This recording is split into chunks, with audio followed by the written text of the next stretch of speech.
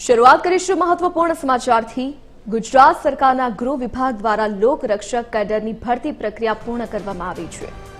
આ ભરતી અંતર્ગત પસંદગી પામેલા હજારો યુવા ઉમેદવારો માટે આજે ગાંધીનગરના રામકથા મેદાન ખાતે મુખ્યમંત્રી ભૂપેન્દ્ર પટેલના હસ્તે અને નાયબ મુખ્યમંત્રી હર્ષ સંઘવીની પ્રેરક ઉપસ્થિતિમાં ભવ્ય પસંદગી પત્ર એનાયત કરાશે। લોકરક્ષક કેડરમાં કુલ 11,899 ઉમેદવારોની ભરતી પ્રક્રિયા હાથ ધરવામાં આવી હતી, જે પૈકી 7,782 પુરુષ અને 3,117 મહિલા ઉમેદવારોની પસંદગી કરવામાં આવી છે।